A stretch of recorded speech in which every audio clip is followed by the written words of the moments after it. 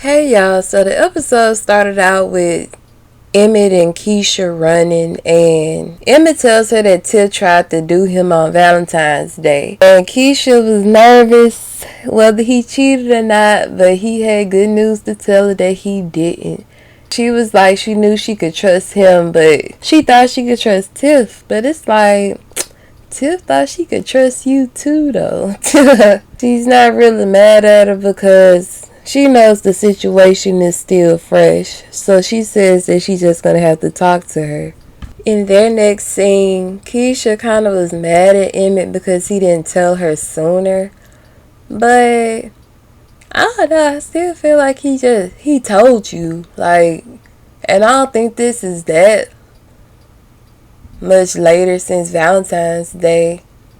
So, do y'all think he should have told her ASAP? I ain't really, like, he was just trying to build up the courage for to tell her. So, I ain't really see the need for her to be tripping. But maybe she just feel like he doesn't need to feel like he has to hesitate for to tell her anything. They later on go to this art gallery that Deja is hosting. She's explaining to them how art is very important and holds a lot of value. Keisha is admiring this piece, and it looks like Emmett wants to get it for her. And I was trying to see was he gonna get it for her, but he told her that they'll be able for to get stuff like that one day because Smokey's is doing good. All her money going to college, so they not able to do it right now. And they got 4 kids. Later on, Emmett's idol comes into Smokey's, Master Marshawn. And it's funny we got similar names because my name is Marshawn. Master Marshawn pretty much is a fake hotep who trying to get money on the internet. He ain't really living like how he talking on the internet like a lot of other people. I can still agree with what he said because I know ain't nobody perfect. He's still pretty much putting a good message out there, and Emmett gave him his props that his message did help him out in his life and get the woman that he desired. He almost got him a free meal, but he had to end up paying for one because he had a girl with him. And it seemed like he broke because Emmett really was fanboying this man. It's just... And he talking about he ain't recognizing without the dashiki and stuff. That's what a lot of people do, just portray a character. And you shouldn't be too into somebody. When you think so highly of someone, and then you really find out who they are, that could really be crushing and devastating. So you really shouldn't put nobody up on no pedestal like that. So Kevin's mom, Lena, finds 3 big rolls of money up in Kevin's drawers, and she automatically thinks this is drug money. So she tells Dre, and they say they're gonna question him about it when he gets home. And Dre's like, it might not even be that, but Nina's like, oh, I know what this money is. And it's like, you don't, because it's not drug money. So Kevin comes home, and after they give him the 3rd degree, he gave them the whole rundown on how the organization works, how the operation works. She didn't hear any of that. This man really sat there and broke down the whole operation, and she wasn't trying to hear none of that. She's just so certain that this is drug money. And they're talking about they want to show them some proof or whatever. I was thinking like they don't have anything online that you could show them, but it's still messed up because he told you the truth. And he stood up for what he loved. He said this is something that he's good at. Like he's found some purpose, and he not gonna let y'all take that away from him. And they really just need to back off because like I've been saying, that boy been raising himself for years. They're just so dense to me. And it's sad that I feel like Drake is a better parent than his own mom. They're so bird-brained to me. Her doing all that yelling and screaming and not hearing what he has to say. It's like that's how come he was smoking weed so much and doing the vape pen and That boy really fending for himself because he ain't got no parents. Like, they're not the worst, but when it comes to serious situations, they always miss the ball to me. And then it's like you think this is drug money, but he gave you a roll and you quickly took it. Yeah, say I don't want your money. You quickly took that money. So what is you really hollering, screaming about? Who I can't stand his parents. Keisha, come get your parents. I hope he keep doing what he want to do. And it's sad that he got to go hide his money at Simone's house. Because Simone could try to steal his money. I don't think she will, but I mean, we'll see though, because you never know. But I'm like, you can't hide that money nowhere up in your house though, Kevin. Instead of stashing it at a friend's house. But she says that she'll hold it. But all in all, I always loved the story of Kevin. Like, he really has came into his own, and he had to grow up really fast. Then it's like he kind of was in a depressed state, but he's been pulling himself back out of that, and he been making a lot of money doing what he loves doing. So that's a great message they put in for anybody. If you're really good at something, you can make money off of it. So Fatima tells Trig that she's not a fetish. And I really don't want to hear it at this point, because you've been saying this so many times that you don't want to mess with him and he don't want to be public.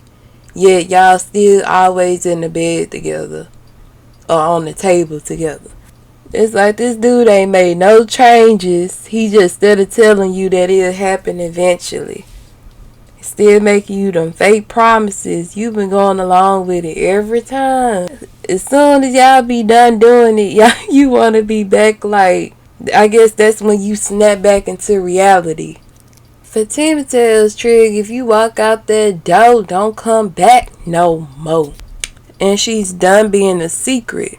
Trig is still debating on what he's gonna do, and later on he's talking to Rashad, and he tells Rashad that he thinks Fatima is his soulmate. And like I'ma keep saying, I don't see what it is about them what really says that about their relationship that we done seen on here. I really, truly, honestly, I would have rather still seen him with Imani. I would have rather still seen him with Imani. I don't really see it with Fatima. Like, what is it that's really there other than lust? That's all I see. But I guess eventually he gonna come out the closet for her, because that's his soulmate.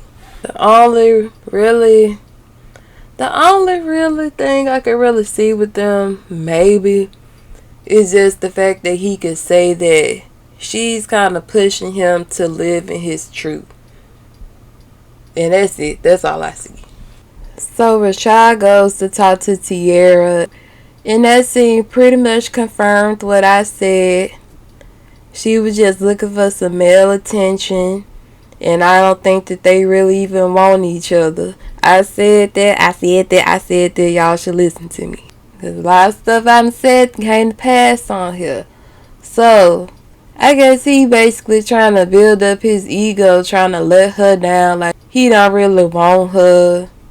And I don't know if eventually he gonna try to run back to Deja. But, talk about he wanted to talk about it and stuff. It's like, why did you even come down here for to talk about it? If you didn't want to fool with each other after that, you could have just dipped. Like, we don't gotta discuss anything. And he the one who wanna discuss it and talk about it was magical, but it can't happen again. And then she said I wasn't planning on it too. I said that girl don't want you. Like, what do you really offer a woman? I'm happy she let him down the hard way. And he wanna start to talk about she ain't got no feelings.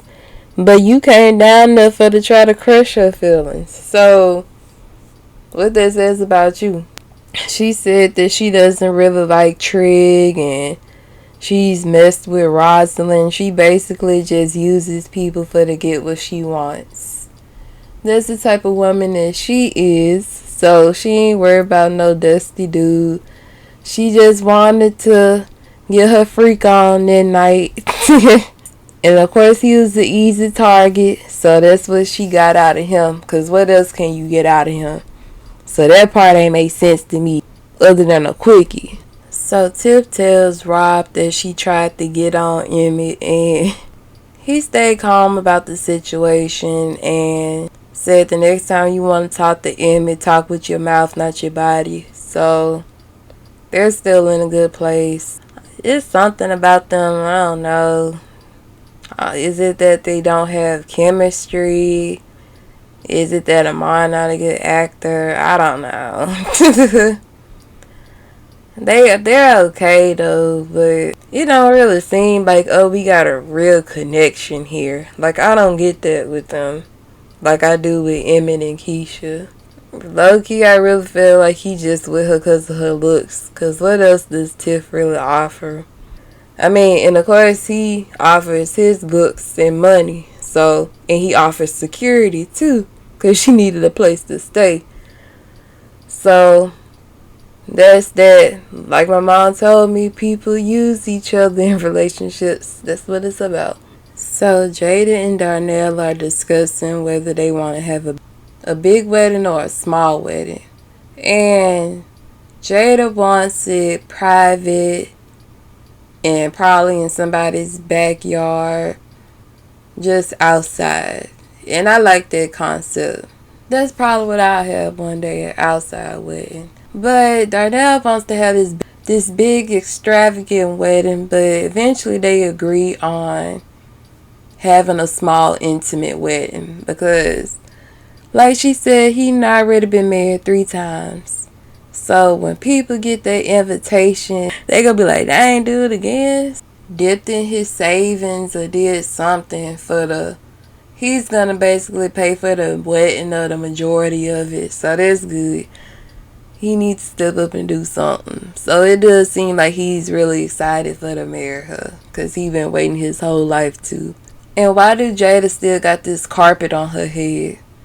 They need to go on, change up her wig on there, because it really ages her. And do y'all think Darnell gonna have his earpiece in at the wedding? Real quick, Bakari goes and talks to the crew and he apologizes to Jake and Gemma. Gemma accepts his apology and hugs him, but Jake looking at her like, girl, what is you doing? And I like Gemma, but what is it about Jake that just makes you go wild? Like, and I heard a lot of people in the past say Jake was their favorite. I never seen the big deal about Jake. Like, he doesn't really do anything. He didn't forgive Bakari, and throughout the episode, Jake and Papa are going through their ups and downs like always. And Jake accused Papa of being fake, and Papa accused Jake of being fake because he didn't tell them about Gemma's pregnancy. I didn't really see that being like a deal breaker in a relationship, because still at the end of the day, that ain't really your business like that. And like he said, they wasn't sure if they was going to keep it or not. And Papa is judgmental a lot of the times now anyway, so why would he be in a rush to tell you? I see him telling Kev, because Kev is more level-headed and more chill, and I feel like it actually like give you some reasonable advice. Like, would you really get that from Papa?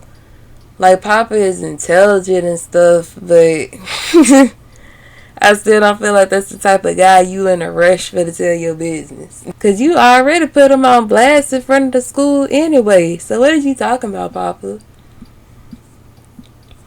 But they make up on his podcast, and Papa put him in check a few times about disrespecting him, and that's good. He put his foot down if that's really bothering him. And they're back cool for now, because they always fall out. Of course, somebody like Kev is somebody that people would run to for like just the vent or like get advice from. He's just a good listener. He seems like somebody like you could tell him something and he ain't gonna run his mouth about you. Like, that's a given. We got Bakari and Lena. They're getting closer. And he went and got one lemonade and some sunflower seeds. And they're just chilling. And she's telling him that she got his back or whatever. And I'm like, girl, don't get too invested with this boy. Because you don't know him like that. He seemed okay to her so far. Like, I actually feel like he shows more compassion for her than Jake shows to Gemma, and they just met. So they're a cool dynamic, and I do feel like Bakar needs somebody. So she pretty much said him killing somebody, she doesn't look at him as a monster. She just felt like he needed somebody just like her brother did. So she's still open to being around him, and she kind of understands him. Like, she doesn't put him off. So of course he's attracted to that, and it seems like their relationship will blossom more. He's really finding his way, and she gives him advice to write about his life, and that's what he's gonna be doing. So just like she can pour into him, I hope that he pours into her as well. And lastly, we got Duda. Basically, dude put into his ear that he need to kill Q. And I didn't know that Q was Tracy's baby daddy. I don't know where I was, but I didn't know that. I forgot Ronnie wasn't the baby daddy, but he was the one that was pretty much there. I didn't know that Q was her baby daddy, though. I guess that's why both of them was looking like that when they was on her doorstep. And then she was like, that's still the father of her child. Like, don't kill him. And he was like, well, Jason long gone. Then she was like, get out. And I don't, like I said back then, dude, I don't do nothing for you. You just attracted to him. Dude, I don't take you out on no dates. And he got all that money, too. That dude just be screwing you on the side.